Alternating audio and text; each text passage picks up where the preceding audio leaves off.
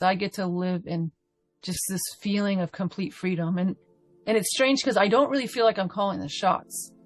So it's complete freedom because I just feel like I'm being lived.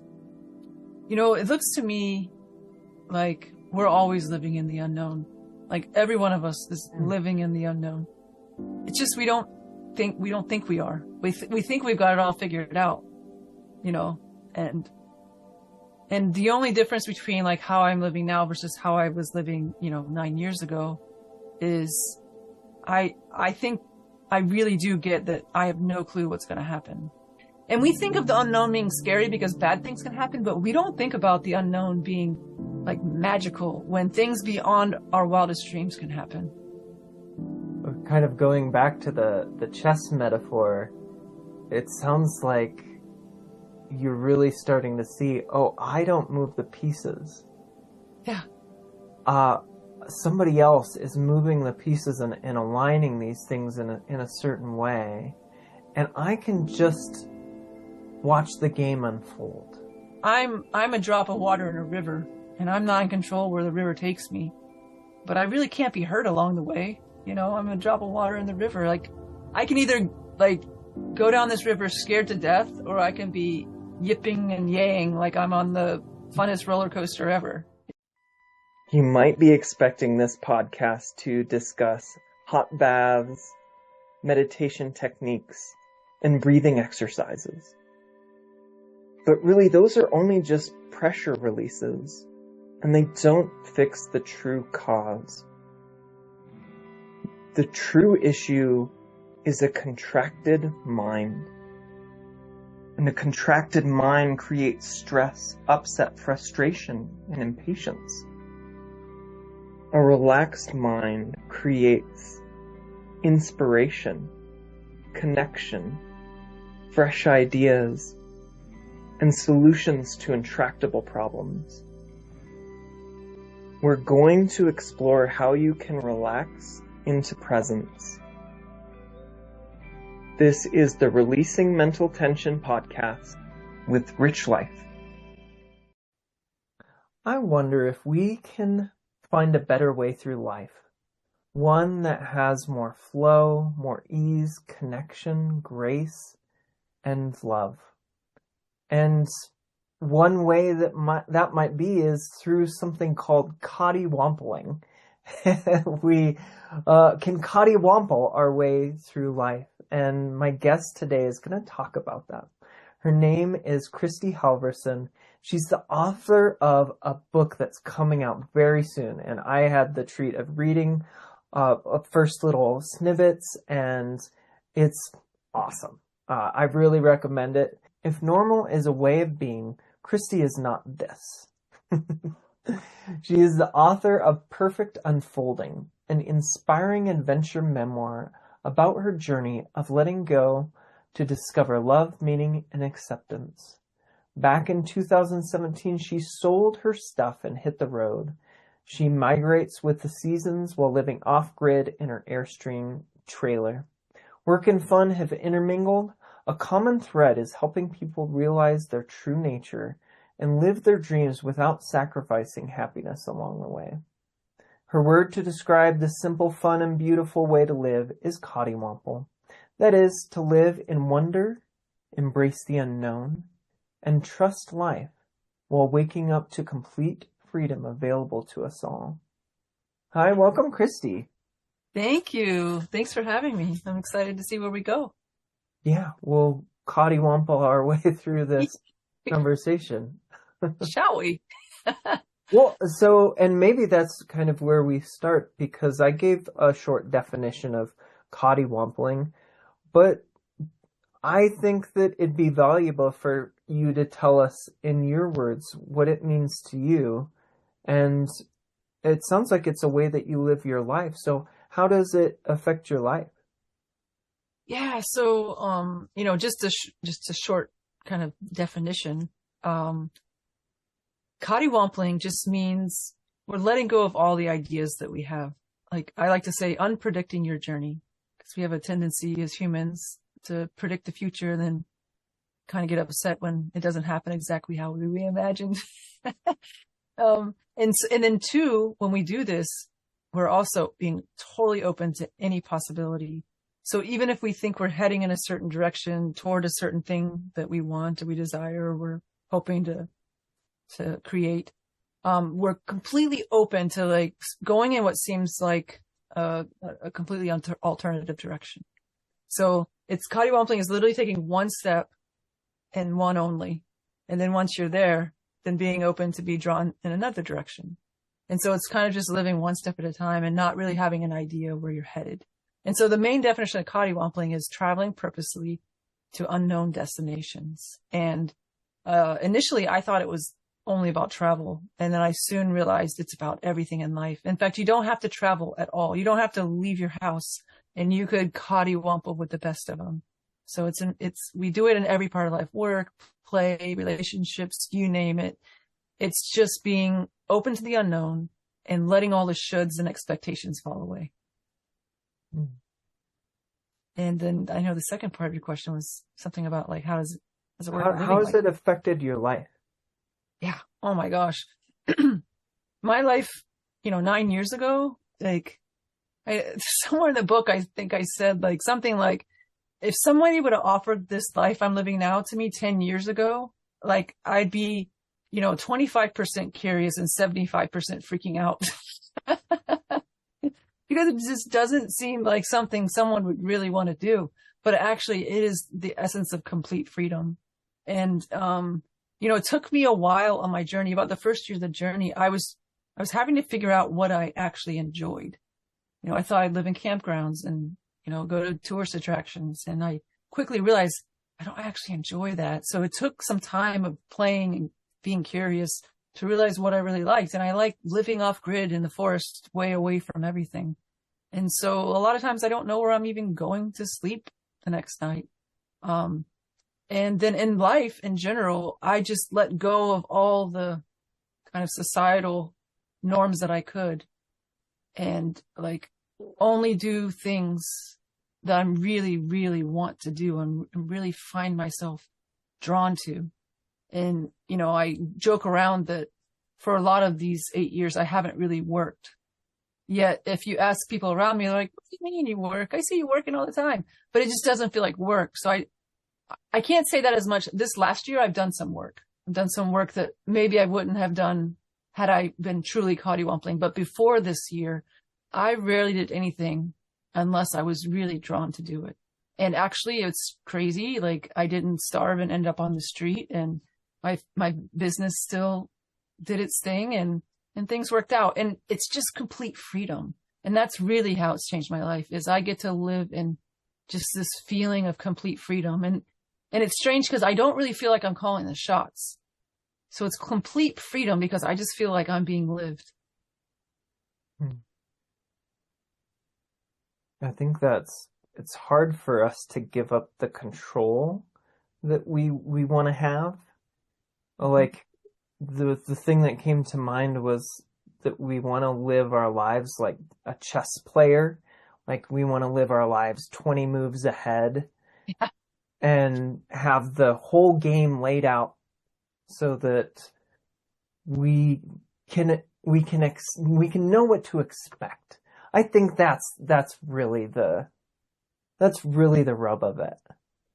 But it seems like that is a limitation. At least that's what you found. Is when we know what to expect, then we can't discover something new. We can't go into the unknown.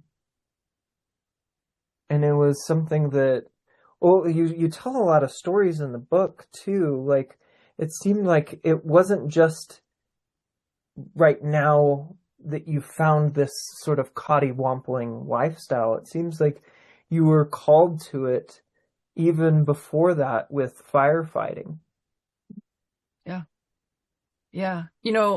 I tell people that my transition into firefighting was the best decision of my whole life.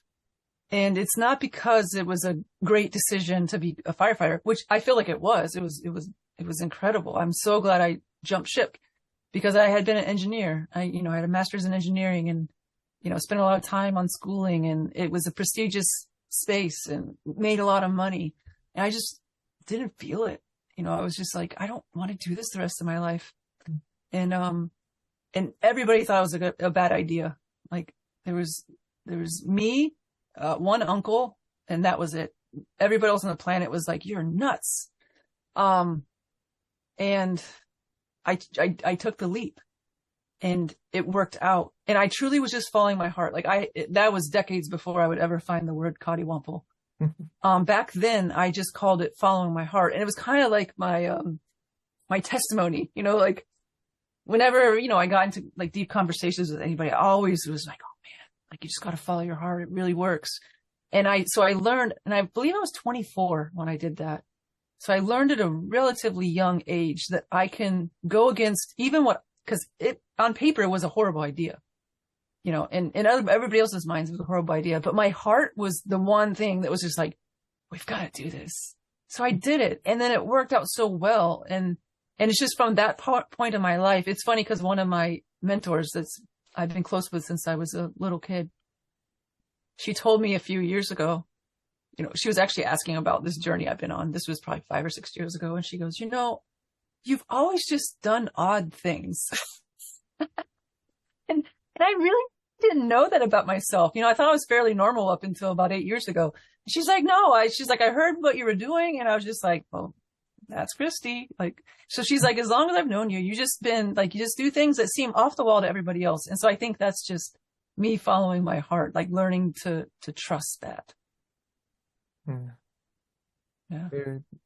It sounds like there is a trust that's needed because you're kind of going off grid a little bit, like a lot figuratively and literally. You did, yeah. But when we start to Coddiwomple in our own lives, we're kind of going off grid, so it can be scary.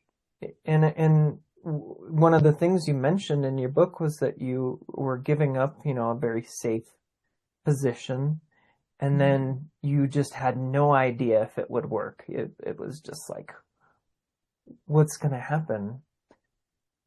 But that was a little bit of a leap of faith. Yeah. And it takes maybe some courage and some trust. But it seems like maybe it doesn't at the same time. Yeah. You know, it looks to me like we're always living in the unknown. Like every one of us is living in the unknown. It's just we don't think we are. We think we've got it all figured out, you know, and the only difference between like how I'm living now versus how I was living, you know, 9 years ago is I think I really do get that I have no clue what's going to happen. Whereas before I had it all planned out, you know, like everything was planned out. Oh, I'm going to retire here and have my house paid off. And like, it was all like buttoned up and pretty, but it's really not, it's not ever buttoned up and pretty. We just think it is. And I think that's why things can throw everybody off track sometime, or appear to. Like when COVID happened, there was a lot of talk about the unknown. Like it was like this new thing. And I'm like, no, like that's why so many people are having problems right now. Cause you guys thought you knew what was going to happen and it didn't. Like we're always living in the unknown. So it's just, I think at first there was a trust and there was like the leap of faith. And then now the more that I've seen and understood, I'm just like, actually, I just get to go with the flow. It's all unknown. Like I'm a drop of water in a river and I'm not in control where the river takes me, but I really can't be hurt along the way. You know, I'm a drop of water in the river. Like I can either like go down this river scared to death, or I can be yipping and yaying like I'm on the funnest roller coaster ever, you know. And I'm not always yipping and yaying. Every now and then I'm like white knuckling it, but it just doesn't happen too often. Well, I love that you talked about that. I think we create this, the appearances of control, of having it all together, of having a plan. And it seems to me that when that plan kind of falls through, which it eventually does, like we can't live our lives with it scripted like that. it just, life is full of surprises, and we're gonna get thrown off. And one of the ways that you were thrown off was that you kind of had this plan of traveling with this, I think it was a boyfriend at the time. Yes. Mm-hmm. And he left you, it sounds like. Yes. And could you tell us about that, and then about the decision to leave the safety of your parents' house? Yeah. So, I was in a relationship. We'd been together over 4 years, and it really felt like this was a forever thing. And, he and I, had planned for years to hit the road and live in our Airstream. And, in the beginning, we didn't even know it was going to be an Airstream. Like we researched trailers. We bought a little one because neither one of us had ever lived in or even traveled in an RV. And then we found Coddi and bought Coddi in the truck, and we had all these plans. And then we would have probably hit the road within 6 months. Like we hadn't put the house up for sale, or we hadn't gone that far, but it was in the works. Like potentially within 6 months we could have done it.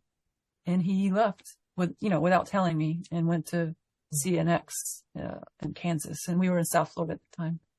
So it was in pretty dramatic fashion. It wasn't just like, I don't think we're right for each other. It was, he was gone, and for days I didn't know what was happening. And then I found out, and as soon as I found out that he was in Kansas, and like, of course we're not going to be together anymore.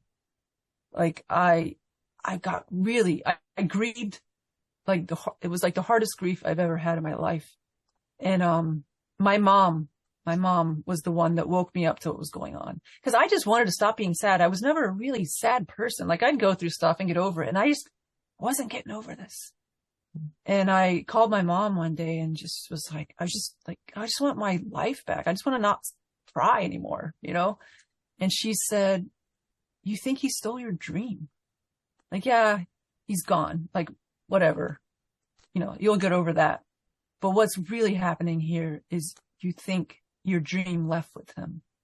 And when she said that, it hit me because I hadn't realized that. And then she said, you can do it on your own. Like, what are you thinking? Like, you're a capable person. Like, you've been so independent your whole life. Why can't you just hop in an RV on your own and go off and do this? And until she said that, I literally, in my mind, had made up the story that I can't do it by myself. And so in that moment was the first time I was like, oh my gosh, that's why I'm grieving so hard. It's not just the loss of a partner. It's a loss of my whole dream. And then within a couple of weeks, I put my house on the market, got rid of my stuff.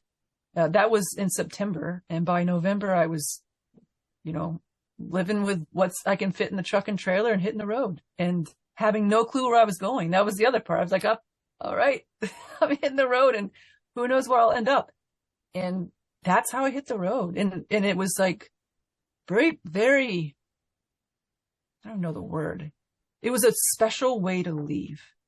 It wasn't just like, oh, I've been planning this and it all worked out great. And then just as planned, it was exactly what you just said. Like I had all these plans and then those just fell apart. And I literally just had to go with, okay, I don't know what's happening here, but we're hitting the road. And it literally felt like life had lassoed me. I mentioned this in the book, and just drug me down the road because I was like, there was things happening so fast. Like my house sold. Like I had an offer on a Tuesday and they wanted to close on a Friday. I'm like, how is that even possible? Like a 3-day closing? Like I even called my stepsister, who's a realtor in a different area. And I was like, is this even possible? She's like, I've never heard of that before. And it actually happened. Like who closes on a house in 3 days?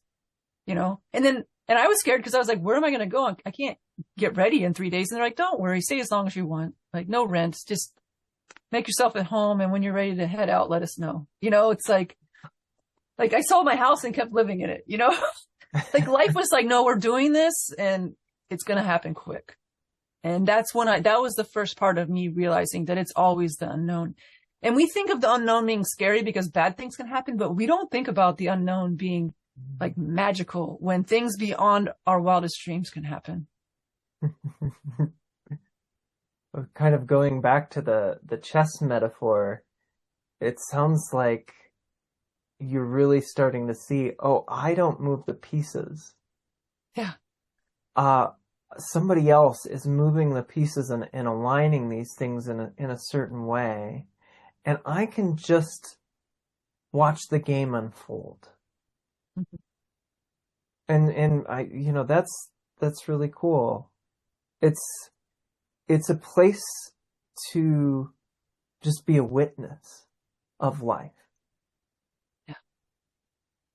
And that can be a little bit unnerving because you think you need the control.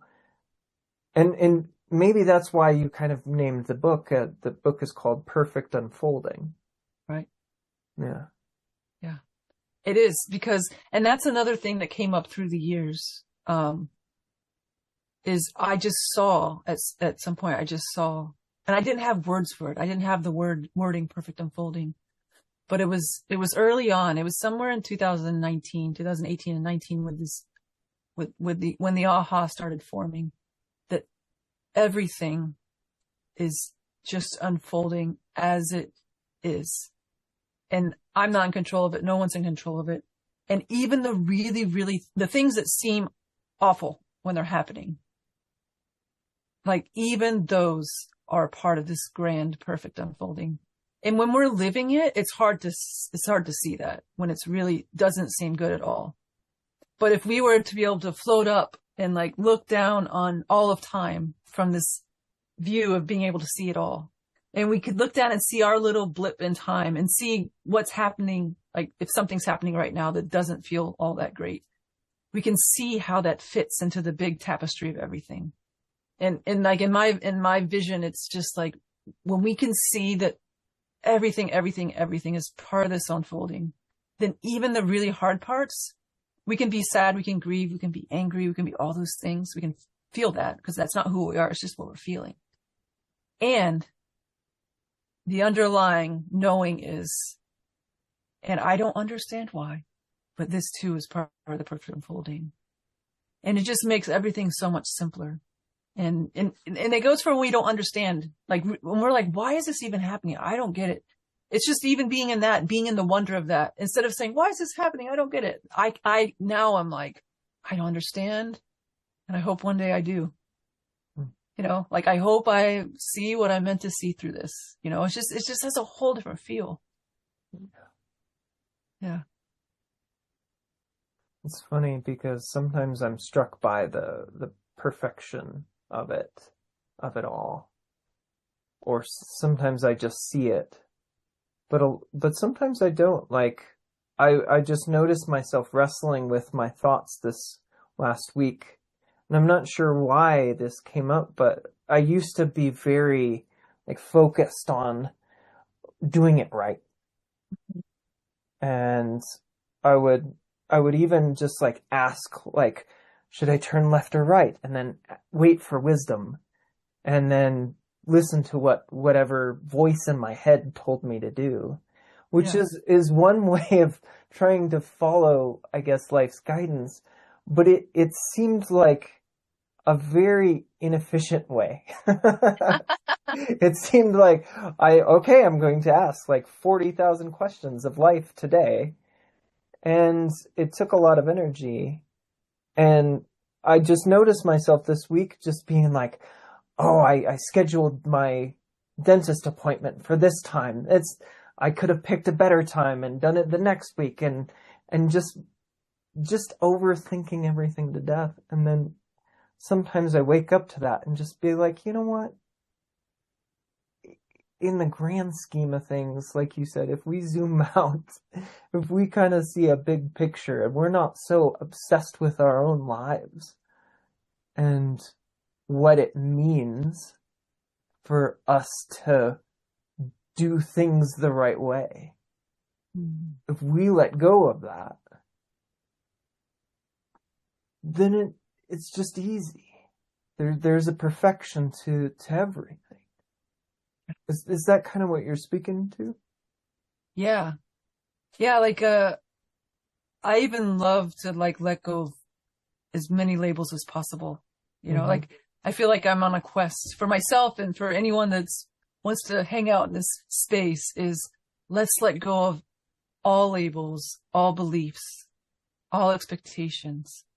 Like and it sounds funny because I'm like, I don't want to believe anything. Like I never want to believe anything again. I just want to either know, like no, really know, or be uber curious, like be in a state of wonder and awe and curiosity. But I don't want to believe, and when we let go of the labels and the beliefs, like it's just such freedom in that. Really, it's like true freedom. Like, what if there was no right or wrong? And I'm not saying like you can go rob a bank and it's fine. It's not that. That's not what I'm saying.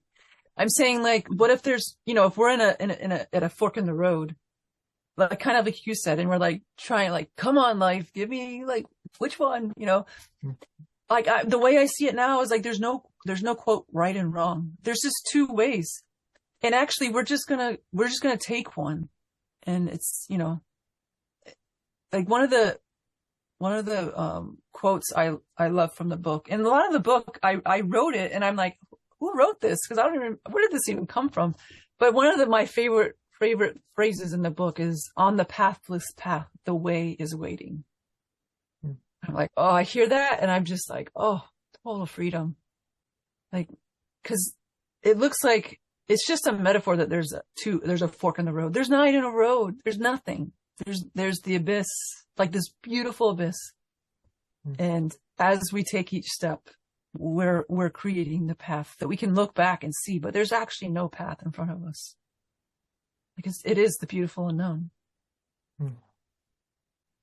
It's only by looking backwards that we can see it. Yeah. But we can't see it forwards. And even looking backwards, we're just seeing, thoughts, decisions. Yeah. Our own thoughts about what happened. Yeah. Yeah. But I one of the things that I loved that you said in our last conversation was you called yourself like a spiritual stripper, but not the like dancing on a pole kind, but you just delayering all of the things that you used to hold as truth. Yes. And I think that's really important to kind of question. You tell this one story that I loved, and I told you I was going to bring this up. But it was Uncle. There was this man who had Alzheimer's, or was it dementia? Yeah. It was one or the other. I don't even know the truth of what it was, but he just wasn't all here anymore. Yeah. Yeah. And in his culture, it was frowned upon for men to give affection to women that are not in their family. Right. And every single morning he would give you this beautiful hug. Yeah. And I was just so struck by just this letting go of societal expectations in that.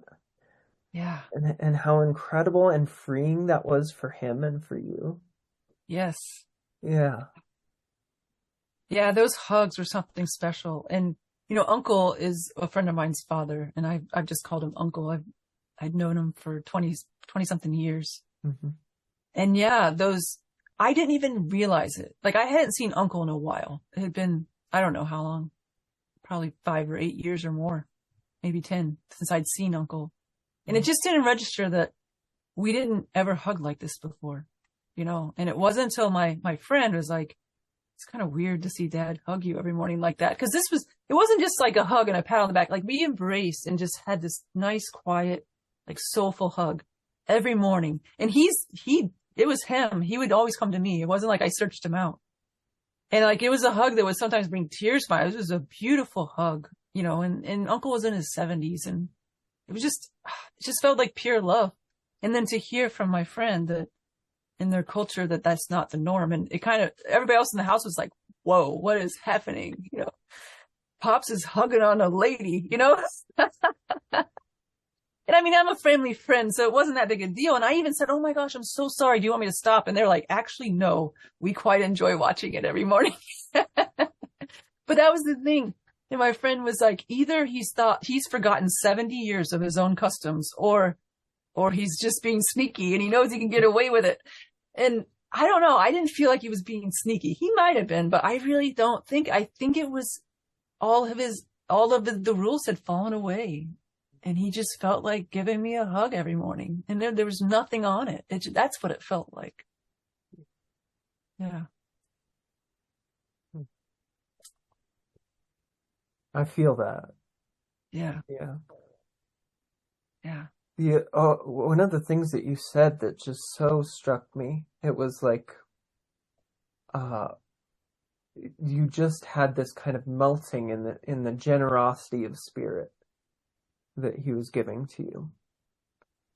And you talk a lot about how you lived your life in this place of not really wanting to feel, of kind of being in a place of hiding your feelings from yourself in a lot of ways to get through life. And then just melting in this generosity of spirit. And it reminds me of a story. Can I tell a quick story? Of course. I want to hear it. So I went up to LeConner, where they were having a professional training retreat. And I messaged a friend who was there, and he was kind of a mentor and a friend. Dick and Bettinger, I think you probably know him. Yeah. Yeah. And I reached out to him and I said, "Hey, I'm in LeConner." And he said, "Hey, do you want to grab coffee?" And I was like, "No, that doesn't sound like anything that I want to do." And I'm like, "No." And I was like, "Oh my gosh, yes." But then I played it cool. I was like, "Yeah, that sounds pretty good. Yeah, I'll see you at 9 at the Ravens Cup."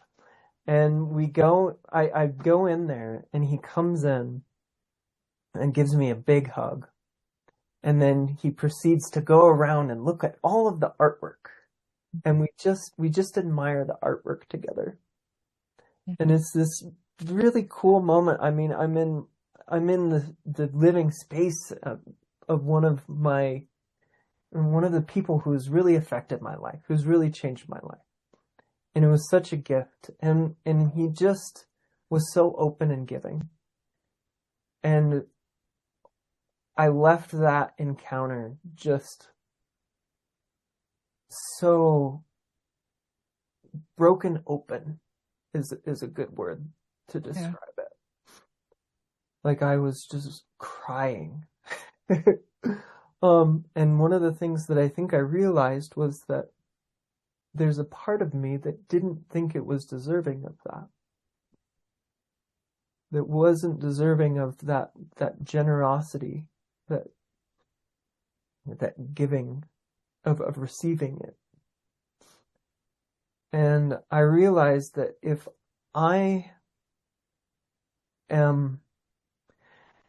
I'm worthy of it, then that means everybody is. Yeah. And it made it something that I want to give that to other people in the best ways that I can. I don't do it perfectly, but I try and let go of my own self-important thoughts, my own focus on me and how I'm doing in life, so that I can be there for other people and give them the same gift that's been given me. Yeah. What it's all about. Yeah. If I can do that even just a little bit, I mean, what else could I ask for? I mean, that's just, I don't know, that feels to me like it's a great exploration. Mm-hmm. Beautiful exploration. And in the sharing of that feeling of that love, like you're opening whoever's heart you're with. Yeah. Like it's just the ripple effects keep going and going and going. Yeah. Maybe could you speak to a little bit to how you were with your emotions and your feelings, and how you've changed in this Coddiwompling lifestyle that you've been exploring for the last 8 years? Yeah. That's a big one. I go into detail in the book about stuff that happened in my childhood, and it wasn't anything awful, but it was, I felt like, I had people I really, really loved that in my made up story of what happened, they left. And, I was a little kid. The biggest one happened at 13. Mm-hmm. And I made a pact with myself, and you hear all the time, like every single habit or belief or sticky spot we have is there because at some point in our life, it really, really helped us. Like that's the only reason we have those things. And this was one of those for me. And it was the longest, stickiest thing I've had in my life that still sometimes I'm still open for more of it to fall away. But when I was 13, I made a pact with myself that I would never love anyone so much that it hurt if they left.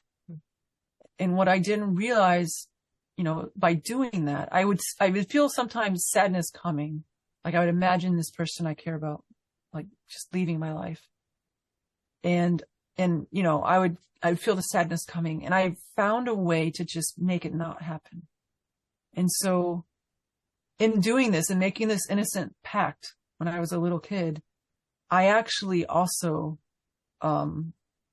made it appear that I didn't love other people, because how could I love someone? How could I love someone enough, not enough so that it would hurt if they left? If in both sides, that means they wouldn't, I wanted to not feel love from them, and I wanted to not be able to feel love, give them love.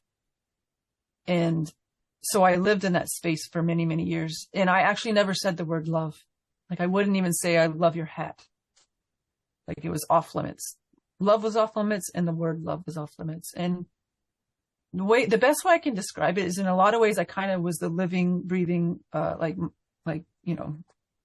century model of Spock, from Star Trek, where I was really smart and I did pretty decent in life. And yet I didn't show many emotions, and that's how I went through, until my mid to late 30s. And I looked to get help. Actually my battalion chief and my lieutenant, who then became my battalion chief at the fire department, he recognized something was up in me. And he's like, you really should talk to somebody. Why don't you go to a therapist? So I did that a little, and it might help a little, not much, but that's actually how I got into coaching. Is a friend of mine had hired a coach and was telling me all about it. And I suddenly had this feeling like, wow, I'd love to do that. Like just really deep knowing, like I want to do that, which is really strange because I wasn't the kind of person that you would think would normally want to do that kind of thing. And then I was like, I don't want to go to training for coaching without being the client, the patient. I want to be able to go through a process of being coached and mentored in this special way before I learn what's going on in the background. So I hired my first coach, and within 3 months, my whole life was different. And this was not long before I hit the road. This was like a year or so before that. And then that just made me want to do it even more, but I still wasn't feeling, I still hadn't seen through that. It took a long, long while. And it was really during this 8-year journey and all the people I met, you wouldn't realize how many people you meet living out in the wild. When you're living in society, people are everywhere. And yet, very few people you actually have a really deep connection with, But when you're living out in the wild, when you see a human, you're like, whoa, hey, what are you doing out here? And it was interesting. I had the deepest conversations with people, we'd be in tears. I'd be on a hike, and this one time early on, I met these two guys on a hike, and they just asked about what was I doing out there by myself. And we got into a conversation about life, and literally these two men were in tears. And we chatted for maybe 45 minutes and then kept going our opposite directions. And never exchanged info, never would see each other again. And yet all of our lives were changed. And I think it was over and over again having these experiences of people meeting these wonderful people out in the wild and having these deep connections. And two, I wanted it. And so I I look to mentors and coaches to help me find a way to let go and feel. And through all that, like, I suddenly am pretty good at it now. I'm not as, I wouldn't say I've got it all figured out, but oh my goodness. Like, if I know you've read a little bit of the book, and it's just like, I feel like that's a big theme in the book, is just the connections and the feelings and the love and all of it. Not even all the quote, I don't like labeling feelings like good and bad, but all the feelings that we'd often rather not feel, like sadness and grief and anger and frustration. Just being able to feel it all without judgment. And I've found that through this journey of learning how to feel, that even sadness can be so beautiful. It can be the most beautiful feeling that actually, when it leaves, it's just like, oh, I'd take that back if you gave it to me. Because it's just, when you just let go and feel it, it brings me to a state of awe, really. And that's not how it is all. Sometimes I'm sad and I don't want to be sad, and it's not all magical, but yeah, just being able to have all these experiences with people and by myself, and to understand that the spice of life is feeling all these feelings and emotions and connecting. Like, it's so hard to connect when you're Spock, like, and so the feeling part, those embraces with Uncle, like, that only comes when you allow, when you're up for whatever it is that life's going to have you feel.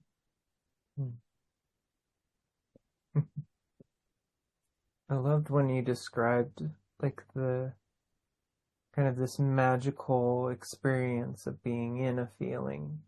Even though sometimes it doesn't always feel magical, it can, though. And one of the things that I've been exploring recently, I wrote this down earlier today, actually. I said it's possible to give loving attention to a challenging feeling. Mm.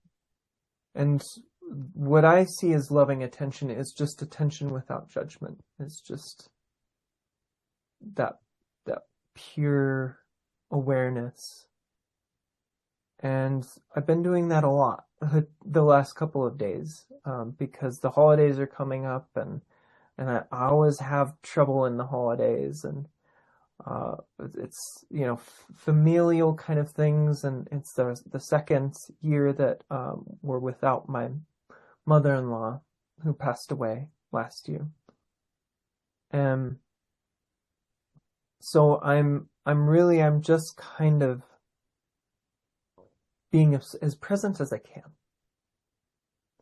And there's something that happens, I think, that when you allow that, you start to see the wisdom in feeling. You start to see it as the gift that it is. That it has everything that you need to know within it. Not the story that's behind it, not the thoughts that are behind it, but the feeling itself, the direct experience of it. And it's so cool that you're giving yourself the gift of allowing that. I was misdiagnosed bipolar disorder, so I had a lot of feelings. There was not a that was not a problem that I was going through life like Spock. It was probably the opposite. Yeah. I would let a lot of things get to me. Yeah. But you can live life in a way where it doesn't have to get to you. And you can be in a more beautiful feeling. That doesn't mean that the feeling's good, but you can be present to it. Yeah. I love how you brought up the non-judgment. Like, that's it. Without judgments or expectations or wanting it to be different. Like, that's freedom, And even if we're only like that with our emotions and our feelings, oh my gosh, like, what a life-changing experience, So yeah, it's just pure allowing then. Yeah. Wow. Is that what Coddiwompling is? It's just pure allowing? Yeah, that's it. It's, Coddiwompling is, I was once in a group of really wise people. We were on a Zoom call together, and someone was like, what is freedom to you? And everybody kind of went around and gave their little tidbit on what freedom was.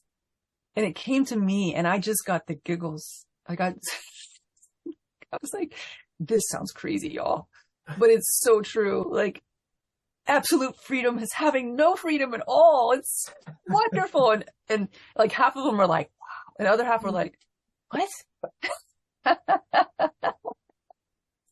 But yeah, like, but I feel like Coddiwompling is pure freedom. And I am not driving the bus at all. I am not in control. In essence, like, I am at the will of all that is. And I have complete freedom because it's not up to me. I'm here. I'm being lived. I'm along for this wonderful journey. And I don't know what's next, and it's not my responsibility to figure it out. Like, it's just, can't get more free than that.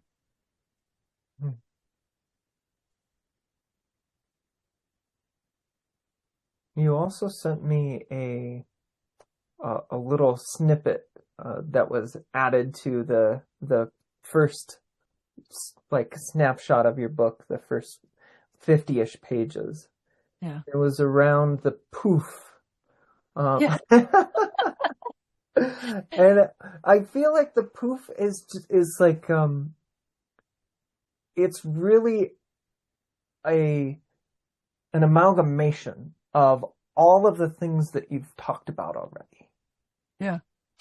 So maybe this is a really cool place to kind of come back full circle to all of the things that we talked about and put it into one word, which is the poof. So you get to take us on that journey, because I don't know about the poof.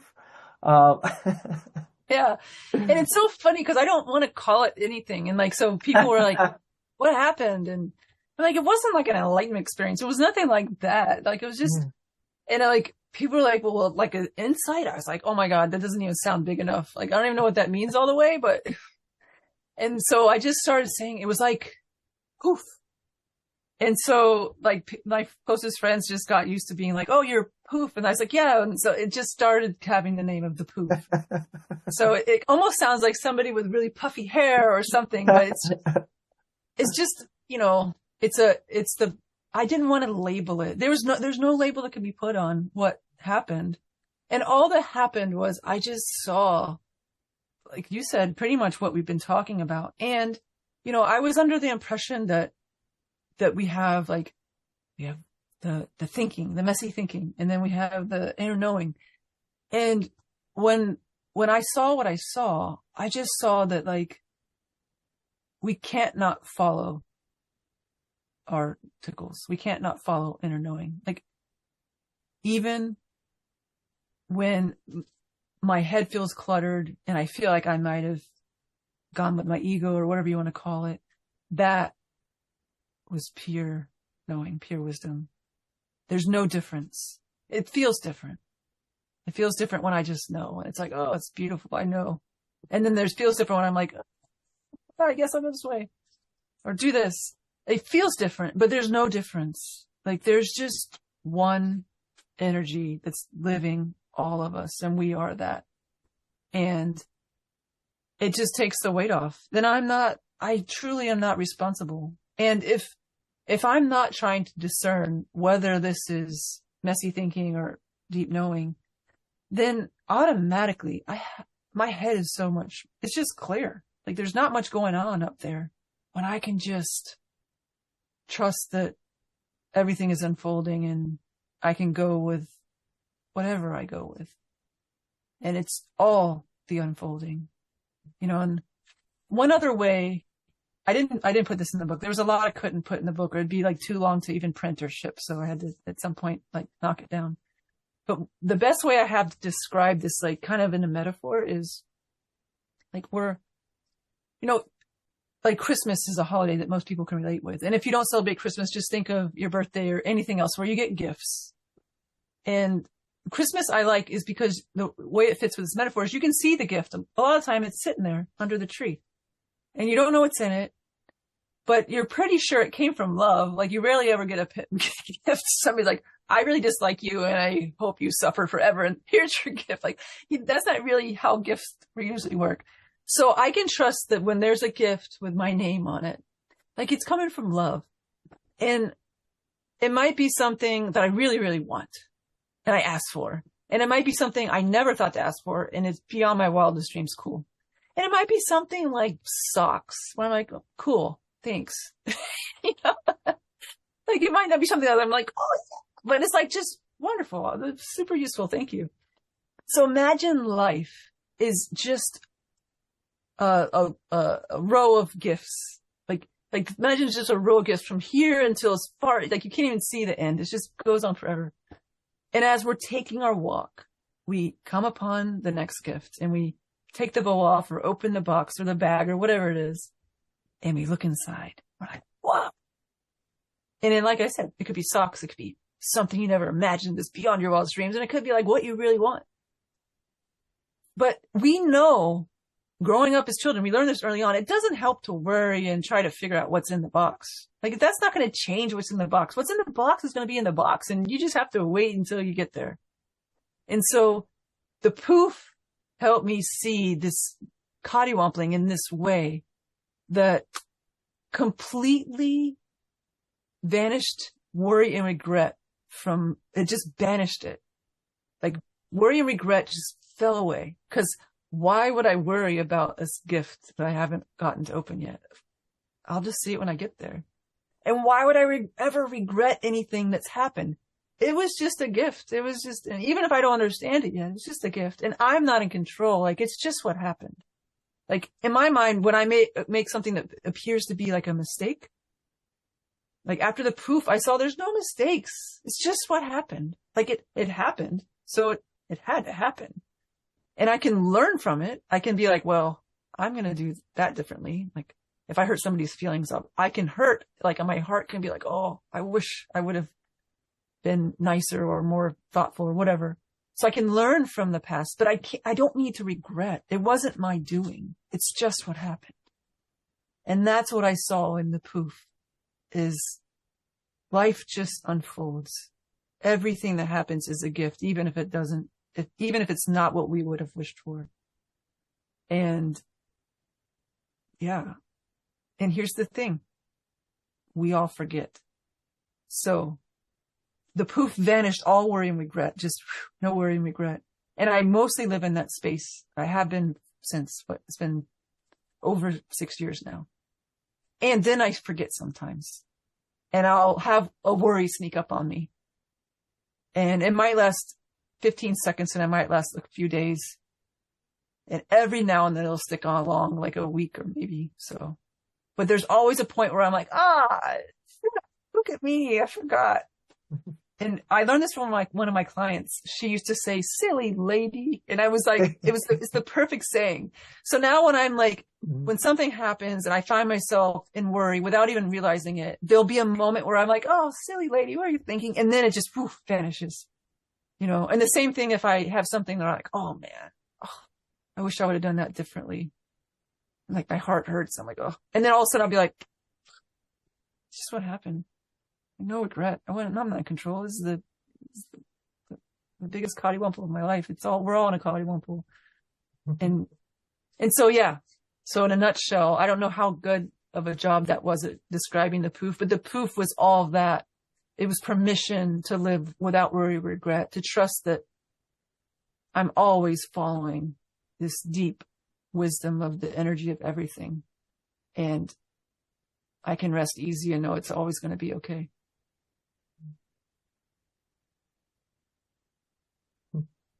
Sounds like a gift that keeps on giving. Yeah. Speaking of gifts. Yeah. Yeah. Yeah. Yeah, that's it. That's it in a nutshell. Sometimes it just kind of goes away and then you're regifted it. It's a re-gift. Yes. And you get it deeper and deeper each time. You know, and what's fun is this book, you're on the journey with me and you're meeting all these people, you're seeing these magical things. You're just like, oh my gosh, how is this? And, you know, I've had people say, did all that really happen? And I'm like, I swear it all really happened. Like, that's why I knew I had to write a book. Cause I'm like, this is unbelievable. You can't make this stuff up. And then there's a point in the book where you get to go on the journey of me being all up in my head and turned upside down and stuck in a belief. And I like take you there with me. I'm like, yeah, here's what it looks like when I'm freaking confused. And you get to go on that journey with me. And I've had a few people make really cute comments about that. Like, oh, we're on this journey with women has got her stuff together. My gosh. I'm like, how does somebody live like this? And then all of a sudden we're like, oh yeah, she's human. Like, thank goodness it takes the weight off my shoulders. Cause yeah, she's human. So that's a part of the book too, is seeing me confront, like thinking I'm all clean. And then suddenly a belief smacks me in the face, and it takes me a while to see through it. And I feel like I'm still seeing through it. And that's the spice of life, is being stripped down to the essentials. Yeah. It seems like, you know, we can go to these, you know, effervescent places and then be like, whoa, and then we tend to always come back to being human, to being real, and that's just a part of it. Like, that's not a mistake. That's not like a mess up of the universe or of us. It's just us being human, and that's, we have to be human to be in this life too. Yeah. Yeah. Yeah. It's just, and to me, it's like, if I ever think I'm there, like if I'm ever like, oh, I've got it, there's nothing else to see, like I'm in really big trouble. It's like, yeah, it's about them. Like, there's your sign. Like, anybody that's like, oh, I got this figured out. Like, ooh, it's like, it's almost like one of those commercials. You're like, hold my beer, watch this, you know, like something's about to go down. Cause the way it looks to me is like, I'm on this journey to be more and more clean, to like live a cleaner and cleaner life. And cleaner and clean, I mean, just pure freedom and allowing, like hands off the wheel life. And yeah, all of us have sticky spots, and the further we get in letting go, the cleaner we feel. And it's almost like the sticky spots that hit after that, like sometimes they can be like no big deal, like, oh yeah, I've seen that before. But sometimes they really smack you because you're really feeling clean. And then whether somebody points something out or the universe just like gives you a little slap, like, hey, it's just a part of the journey, and it's time to let something else go. Yeah. Oh, well, this has been a very fun conversation. I do want to give you a chance to share more information about the book. I also know that there's a course coming up that I will be signing up for. That's coming up next year. And also tell people where they can find you. Okay, cool. So you can find me at my website, KristyH.com, KristyH.com. And then the book is at perfectunfolding.com. And I just have the book here. You can see it. And then the course you're talking about was with Bonnie, right? Yes. It's a 3-week, we meet once a week for 3 weeks, and we'll be exploring things from the book. And so if you want to read the book as we go or beforehand, great. And actually you don't have to read the book at all, because it's going to be kind of like today's conversation. But that'll be fun. And yeah, and then in the book, it's not pre-release right now. So it will go live, full release, and where you can buy it in bookstores and everything on January 21st.